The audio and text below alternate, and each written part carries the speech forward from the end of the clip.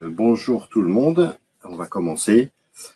Donc, bienvenue à cette session One Identity qui va en fait aborder le sujet de la gouvernance et de l'automatisation des tâches sur les environnements Microsoft et principalement l'Active Directory, mais aussi tous les environnements Office 365, etc. Pour commencer cette session, déjà je vais me présenter, je suis Courtois, je suis consultant avant-vente chez One Identity. Je suis dans le groupe Quest globalement depuis 13 ans maintenant, donc avec une certaine expérience en tant qu'avant-vente chez un éditeur.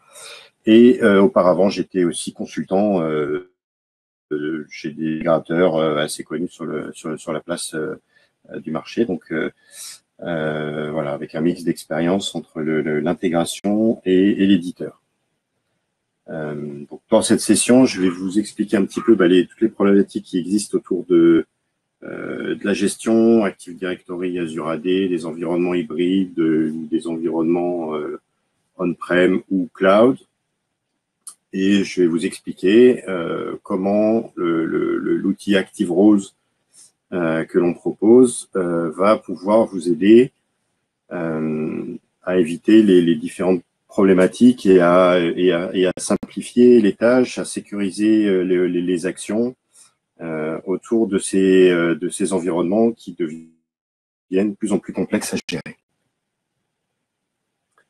Donc, au tout début, pourquoi en fait est-ce qu'on va avoir un besoin d'automatiser les tâches alors que c'est censé être une plateforme intégrée, fournie par le même éditeur? On a de l'AD, les applications,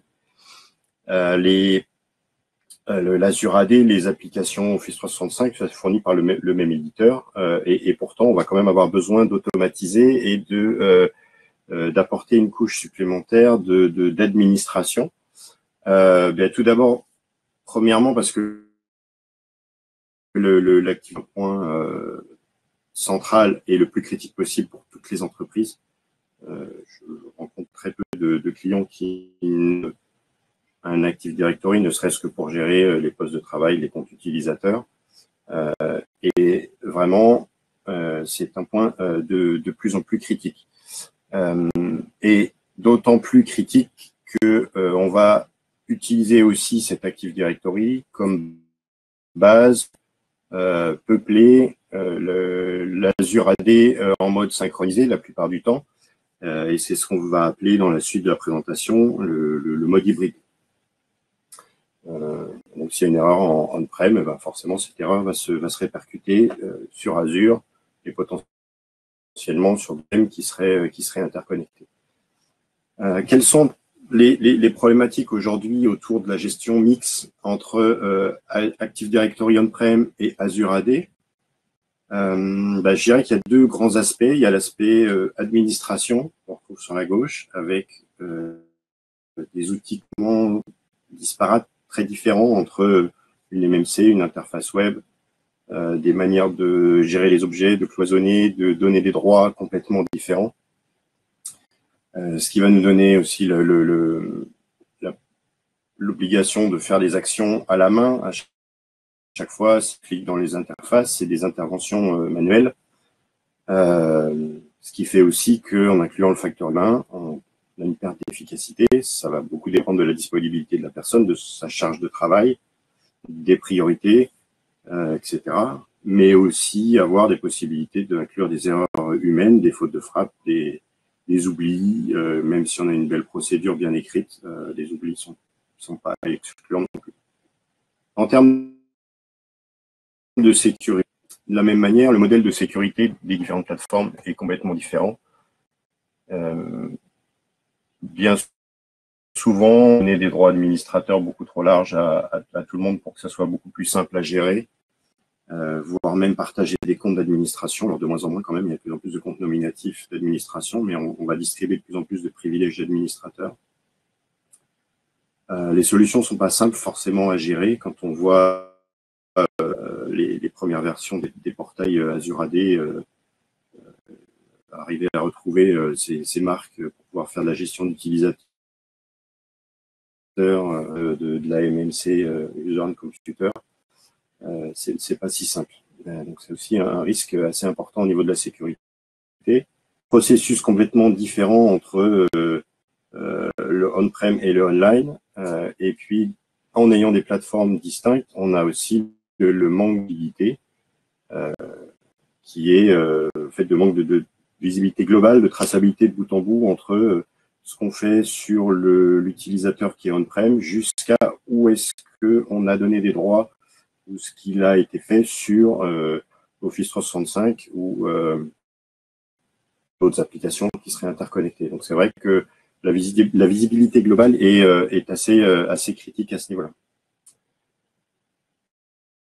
Et d'opération, alors je vais aller passer assez vite là-dessus, mais c'est vrai que en termes d'administration, on a souvent plusieurs équipes qui vont intervenir avec des outils différents pour faire des actions différentes, des processus manuels, sur de l'AD, sur de l'Azure AD, sur de l'Exchange Online, sur différents applications pour pouvoir donner des accès à l'utilisateur qui au final ne seront pas forcément les bons.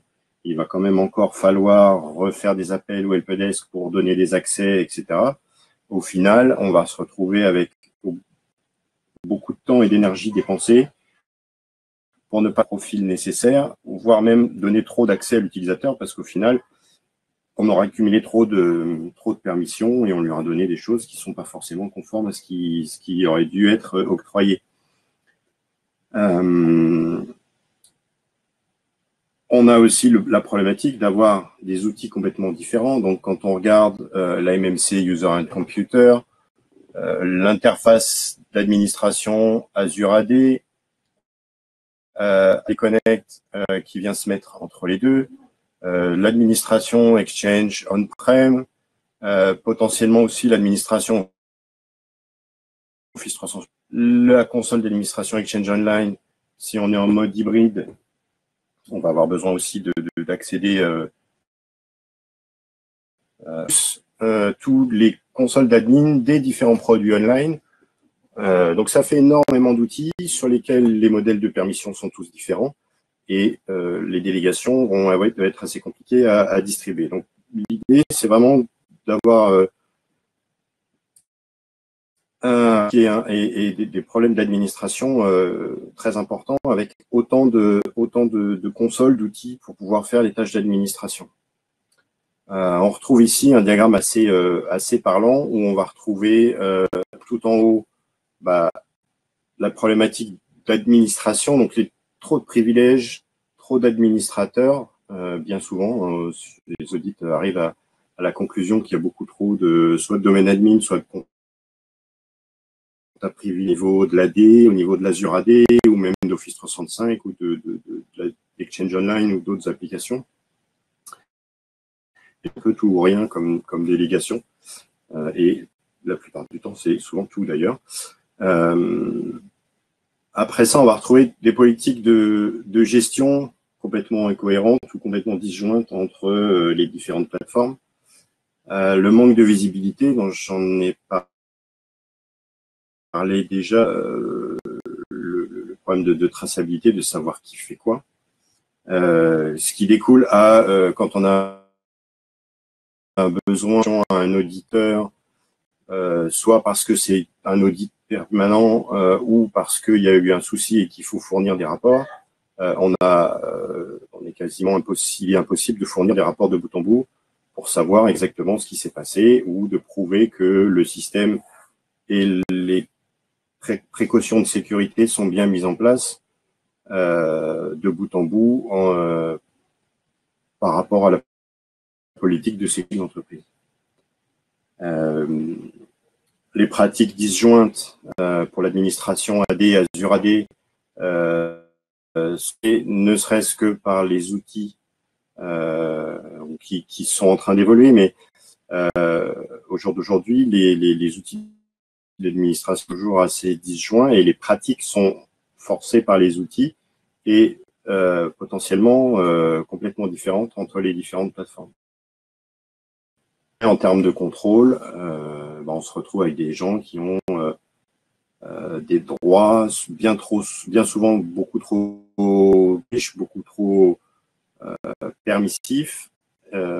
Surtout quand la personne a fait plusieurs postes, il va se retrouver dans beaucoup trop de groupes de sécurité, va avoir accès à beaucoup plus de choses que ce que son métier actuel lui demande. Donc tout ça fait que il y a un très gros risque, la sécurisation et la gestion des environnements hybrides, et qui va qui va demander beaucoup plus d'uniformisation et d'automatisation des tâches en termes d'administration, de traçabilité et toutes les fonctions que l'on a aujourd'hui sur ces différentes plateformes. C'est pour ça que je vais vous parler d'Active Roles, qui lui est un produit qui est vraiment spécialisé sur ces environnements Microsoft, AD, Office 365 et bien plus dans sa version actuelle et dans ses versions à venir. L'ouverture vers le système d'information est quelque chose de très important pour nous. Et donc, on a beaucoup de nouveautés à apporter et une roadmap assez riche autour d'Active Roles.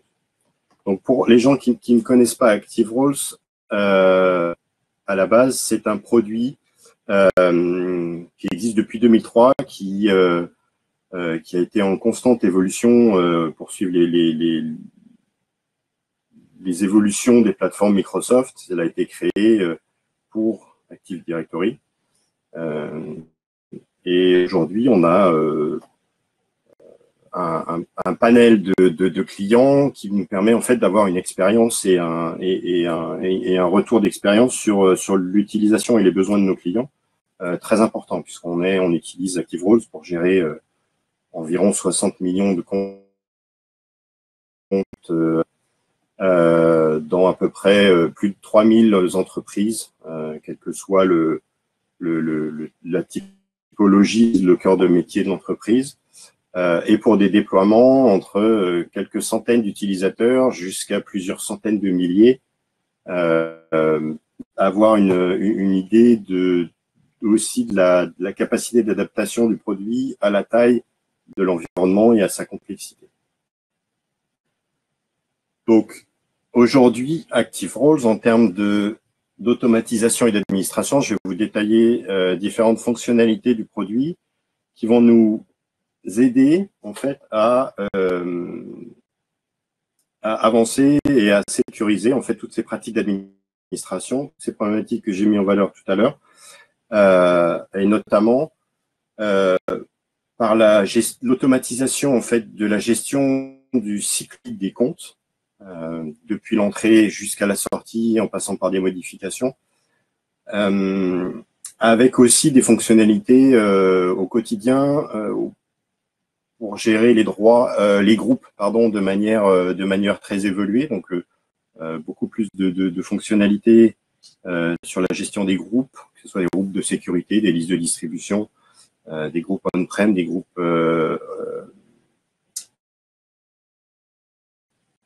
etc.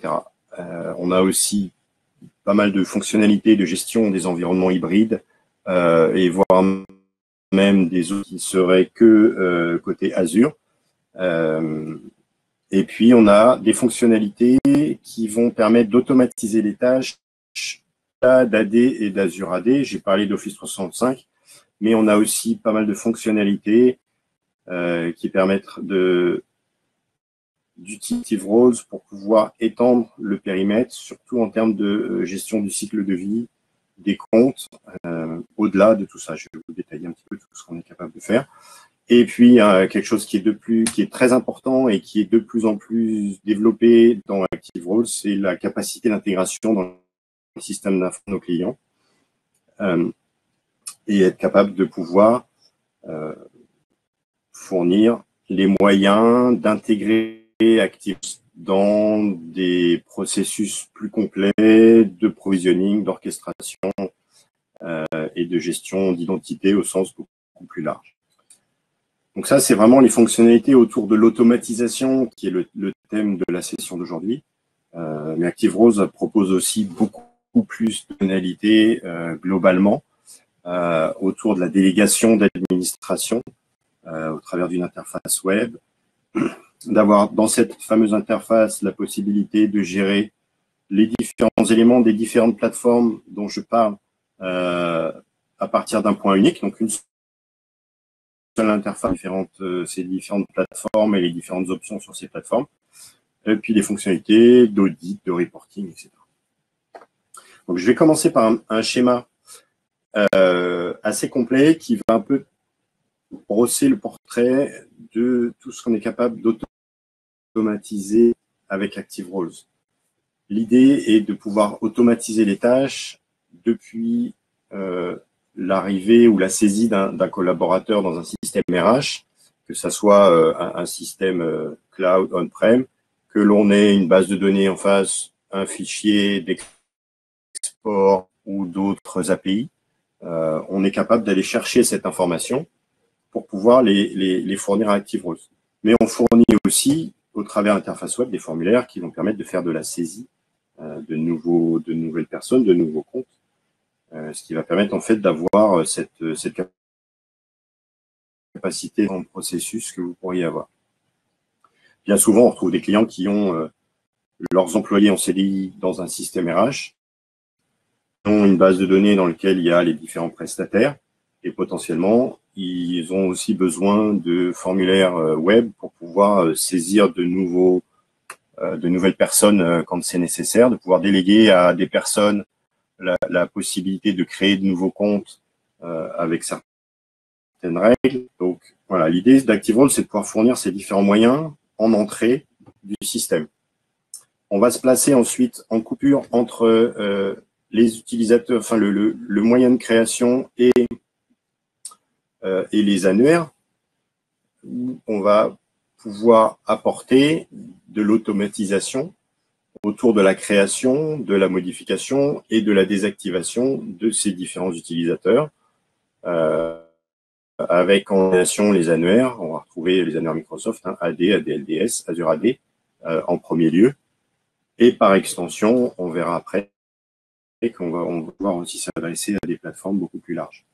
L'intérêt de se placer en coupure, c'est de pouvoir insérer dans le processus des demandes d'approbation, que ce soit en termes de création, désactivation, modification de certains attributs utilisateurs, mais aussi de modification d'appartenance à des groupes, en termes de protection de certains groupes critiques, etc. Les demandes d'approbation sont aussi très, très intéressantes. On verra aussi qu'on a des workflows qui sont très riches, qui vont nous permettre d'automatiser les tâches, que ce soit pour faire du traitement d'informations ou pour pouvoir faire du contrôle des différents objets de manière récurrente. Et ces workflows vont être très simples à définir pour pouvoir contrôler et appliquer les différentes règles de gestion. Et le troisième élément qui est mentionné ici, c'est que tout ce qui se passe ActiveRoles est tracé. On a toute l'information dans l'historique et on sait à tout moment qui a fait quoi avec ActiveRoles. Si quelqu'un a approuvé le changement de groupe de sécurité, par exemple, a autorisé ce que l'on mette un nouvel utilisateur dans le groupe domaine admin, eh bien, on aura la trace et on saura que c'est Frédéric qui a autorisé Pierre, Paul ou Jacques à rajouter quelqu'un dans un groupe, dans le groupe domaine admin. En termes de création ou de désactivation, je détaillerai beaucoup de règles qui vont pouvoir s'appliquer de manière très simple pour pouvoir contrôler ces actions. Par défaut sur les différents annuaires, mais aussi sur tous les éléments qui sont cités en bas, et notamment tout ce qui est liste de distribution, les comptes utilisateurs, qu'ils soient AD, Azure AD, mais aussi sur des plateformes non Windows, puisqu'on a la capacité d'intégrer ces plateformes au niveau Active Directory et d'appliquer tous les processus de gestion de ces comptes à ces plateformes-là en particulier. On va gérer aussi en automatique l'appartenance au groupe, soit sur des règles, soit via les fonctionnalités avancées de gestion des groupes que je vais détailler un peu plus tard. Et puis la possibilité de gérer les ressources locales sur des serveurs, des ordinateurs, gérer les partages, gérer les utilisateurs et les groupes locaux, les fils d'impression, les services, etc. Et en extension, on a aussi en cible de l'Office 365, en liaison avec Azure AD bien sûr, où on va pouvoir gérer les licences, les rôles Office 365, configurer tout ce qui est messagerie, donc on ait une remote mailbox ou qu'on ait des boîtes aux lettres qui soient purement Exchange Online, les groupes Office 365 et affecter des espaces OneDrive aux utilisateurs en lieu et place d'un dossier personnel on-prem par exemple. Et on a aussi des fonctionnalités d'extension. Alors ça, c'est une des dernières nouveautés, d'extension du profil utilisateur, pas uniquement Microsoft, mais sur toutes les différentes plateformes SaaS qu'on va pouvoir trouver sur le marché. Et je vous expliquerai comment on va pouvoir cette multitude de plateformes SaaS. Donc ça nous décrit un panel assez large de fonctionnalités Active Roles, principalement sur cet aspect automatisation. On a aussi beaucoup d'éléments autour de la délégation, contrôle d'accès aux différents objets. On pourra détailler, on n'aura pas forcément le temps aujourd'hui de rentrer dans ces détails-là, mais on va pouvoir vous montrer toutes ces fonctionnalités-là en cas de besoin. Et donc, si on retrouve le diagramme de tout à l'heure, on va essayer de couvrir en fait tous les problèmes qu'on avait mis en valeur avec les fonctionnalités d'Active Roles. Donc, pour l'aspect trop d'administrateurs ou trop de privilèges donnés, avec le modèle de délégation, on va pouvoir affecter la bonne permission à la bonne personne, et tout ce qui est hors scope ne sera pas vu et ne sera pas à disposition des différents administrateurs. Donc, ça va permettre vraiment de donner ce qu'on appelle la délégation à moindre privilège aux différentes personnes et de s'appuyer sur des personnes qui ne seraient pas forcément certifiées Active Directory pour pouvoir gérer ces différents objets. Puisque tout va être cadré, va être contrôlé, on va pouvoir s'appuyer aussi sur d'autres personnes. Les workflows pour automatiser, que ce soit les tâches de création, de modification, mais aussi les demandes d'approbation, un meilleur contrôle de tout ce que l'on fait.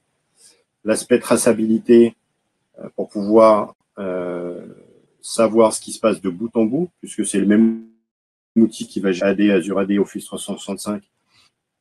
On saura que en un clic, on a créé un utilisateur qui a tel compte AD, tel compte Azure, tel compte sur Office, tel groupe de sécurité, telle liste de distribution, etc. Donc, on aura la vision complète à ce niveau-là, qui va être possible de consulter de manière interactive ou en mode reporting à fournir à des auditeurs. Donc, on aura de ce qui a été réalisé. Comme je disais tout à l'heure, on a une interface, un seul outil, un seul moteur de règles et de workflow pour pouvoir appliquer cette configuration à de l'AD on-prem, l'Azure AD, l'Office 365, des plateformes Unix, Linux, des systèmes cloud, etc. Donc, on a vraiment une seule interface, un seul outil à donner aux différents administrateurs pour pouvoir, en fait, à terme, avoir des systèmes qui soient à jour et un modèle de droit qui soit aussi mis à jour, puisque en termes de changement, on va être capable de retirer les droits précédents et de redonner les nouveaux droits aux utilisateurs, retirer les personnes des groupes de sécurité, etc. Quand il n'y a plus besoin En termes de gestion du cycle de vie, l'idée, c'est vraiment d'avoir une couverture complète de cette gestion du cycle de vie depuis le système RH en mode synchronisation ou en mode push vers Active Roles, qui va ensuite appliquer toutes ces automatisations par rapport aux informations que l'on reçoit de ces systèmes en fonction attributs, métiers, le site géographique, enfin tous les attributs fonctionnels pour nous permettre de décliner en fait le profil utilisateur. Est-ce qu'il a besoin d'un compte on-prem? Est-ce qu'il a besoin d'un compte Azure? Est-ce qu'il a besoin d'une licence E3, d'une licence E5? D'avoir un accès à du Salesforce ou à du ServiceNow ou à différentes autres plateformes. Donc, toutes ces informations fonctionnelles sont récupérées du système RH ou du formulaire web et sont appliquées en automatisation. On applique les différentes policies pour pouvoir affecter les droits d'accès, créer les comptes sur les plateformes Microsoft, mais aussi sur les autres systèmes. Donc ça, c'est très important et ça nous permet de gagner énormément de temps. Le fait d'utiliser ce cycle de vie est quand même très, très bénéfique et d'éviter les erreurs de manipulation, de saisie, d'oubli, etc. Il y a encore très peu de temps, j'étais chez un client chez qui toutes les opérations de création étaient faites à la main. Et ça pouvait représenter plusieurs centaines de créations par mois. C'est des sociétés où il y a pas mal de turnover. Et tout était encore fait à la main jusqu'à l'envoi de mail au manager pour lui donner l'identifiant de l'utilisateur qui allait arriver dans son équipe. Donc, très, très, très consommateur en temps. Et puis, on oublie en cas de... voilà, si la personne qui est en train de faire l'opération à la main est dérangée, il a tendance à oublier une des opérations et ça veut dire qu'après, doit faire intervenir le service desk ou voilà, ça c'est une grosse perte de temps et de productivité.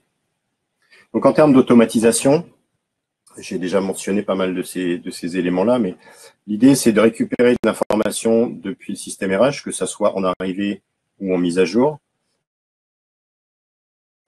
et de automatiquement tous les attributs nécessaires pour que le compte utilisateur soit créé, que ça soit des attributs techniques ou des attributs d'automatiser toutes les tâches donc de création du dossier personnel qui soit on-prem ou sur du OneDrive, de boîte aux lettres Exchange, qu'elle soit on-prem ou online, qu'elle soit en remote mailbox ou en boîte aux lettres Exchange Online pure, d'affecter l'utilisateur à des groupes, que ça soit des groupes on-prem, des groupes synchronisés ou des groupes Office 365 seulement, et de pouvoir affecter aussi aux listes de distribution, etc.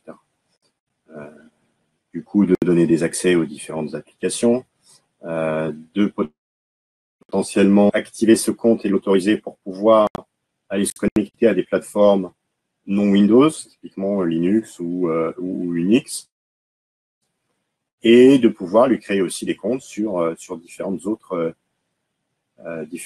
plateformes.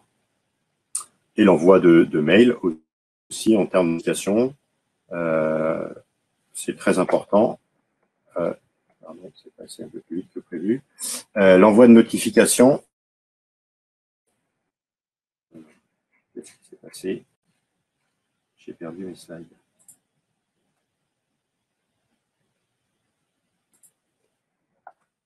Voilà. L'envoi des notifications qui est automatisé vers les bonnes personnes, que ce soit le manager de la personne, le support, les RH, la sécurité, etc. Donc, ça, c'est tout ce qui est automatisation de création d'arrivée. On trouve souvent chez les clients quelques scripts qui vont permettre d'automatiser ces flux-là. Et là, l'idée, c'est d'avoir une politique qui soit complètement intégrée et une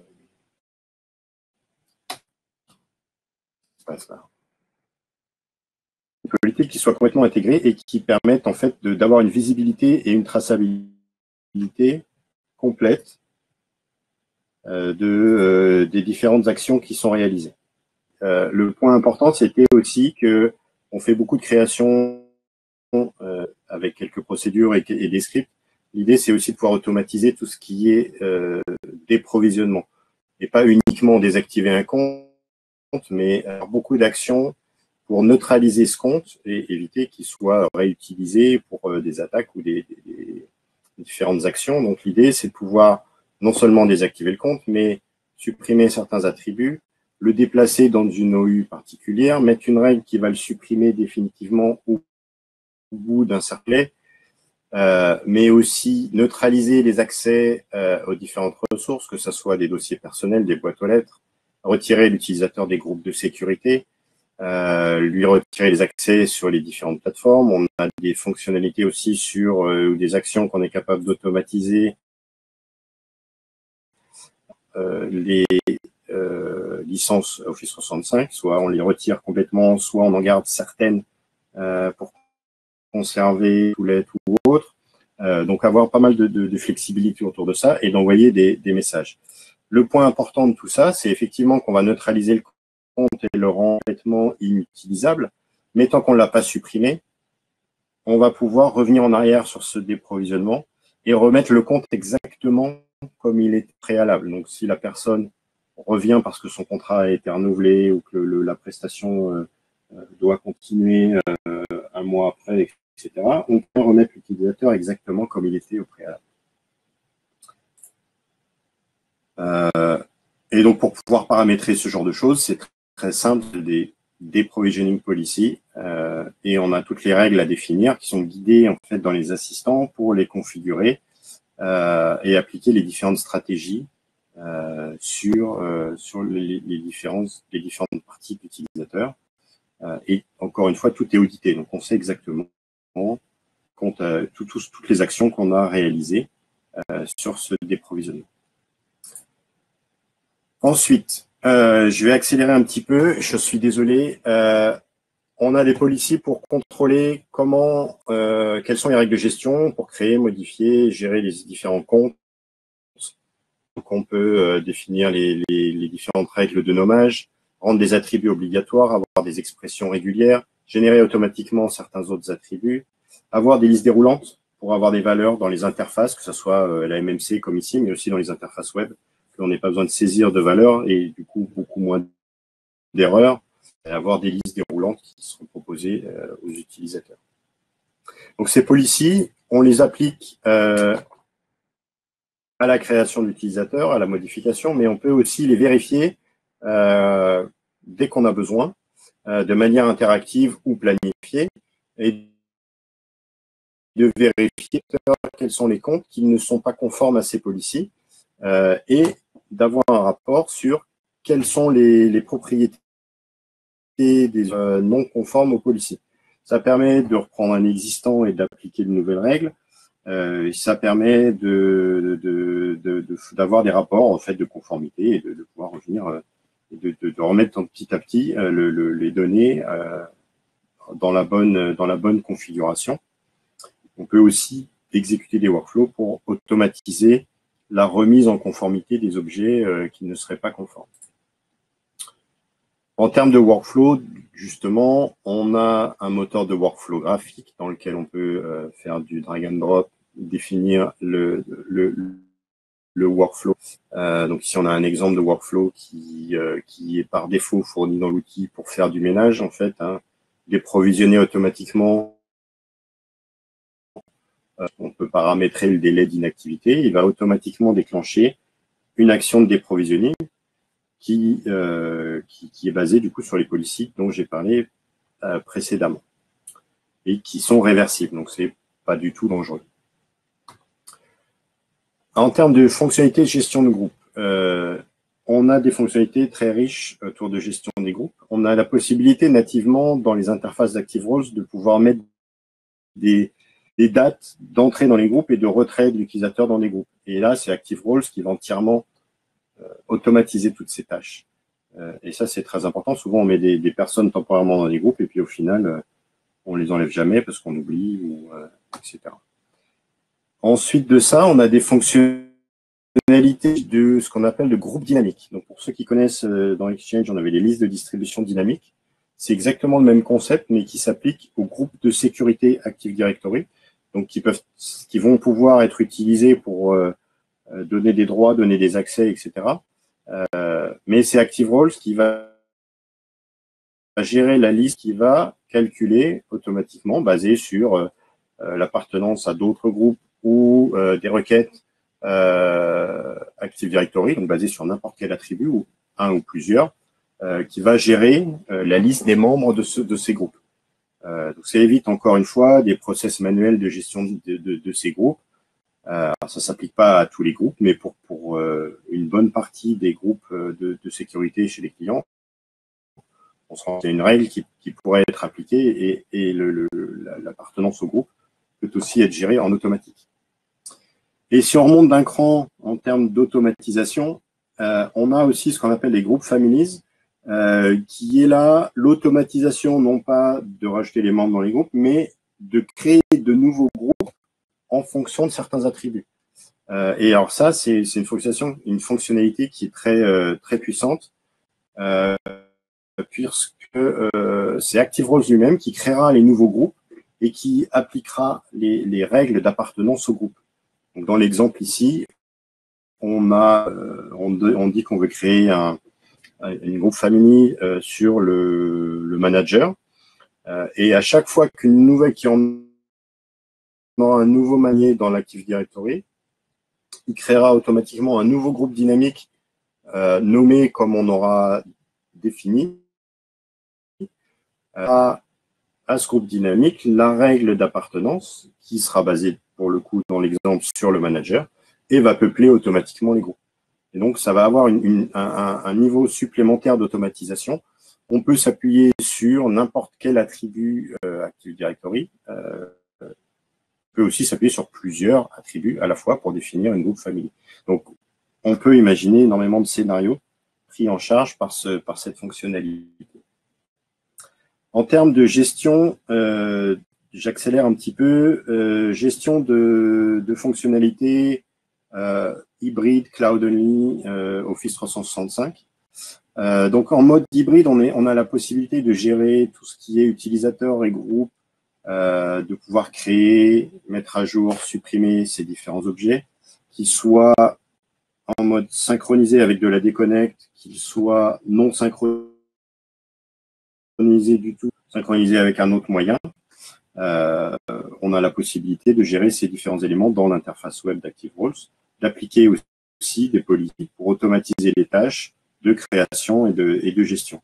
On a aussi la gestion des licences Office 365 et des rôles de la manière, et on sait provisionner des espaces OneDrive pour ces différents utilisateurs.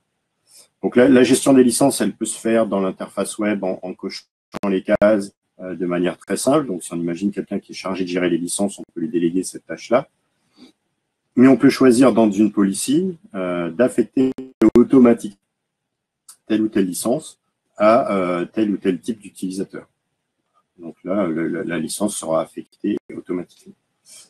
Dans l'idée d'avoir une interface unifiée, on a la possibilité aussi de gérer les boîtes aux lettres et Exchange Online à partir de l'interface web. On sait aussi gérer les groupes Office 365 qui ne seraient que dans Office 365 et pas synchronisés avec l'AD. Etc.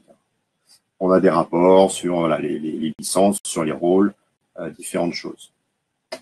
En termes d'automatisation, on a un moteur de synchronisation avec ActiveRoles qui va nous permettre d'aller s'intégrer avec d'autres systèmes, qui vont nous permettre de définir des workflows d'organisation pour aller créer des utilisateurs, mettre à jour, supprimer, etc. entre différents systèmes. On définit donc les mappings, mais on a aussi une liste de connecteurs assez importante que l'on est à droite sur les plateformes Microsoft ou sur des plateformes beaucoup plus ouvertes. La possibilité de s'interconnecter avec des annuaires LDAP, des bases de données ou d'autres applications. On trouve en bas à gauche Salesforce, ServiceNow.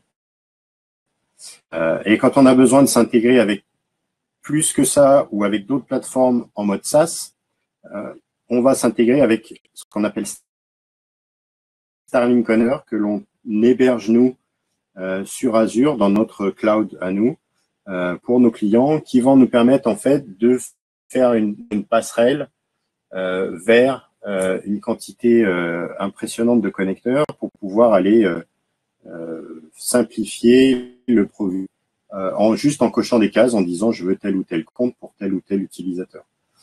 La liste des connecteurs elle s'enrichit de jour en jour. On a une roadmap assez riche autour de ça.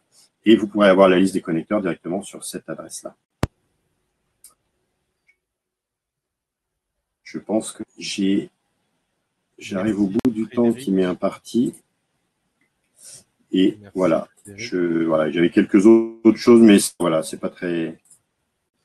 Merci Frédéric. Donc, si vous voulez plus de détails sur le site web, et sinon, merci Frédéric. Contactez. Merci Frédéric. Je laisse la parole. Ok. Merci Frédéric. Merci Frédéric pour la présentation.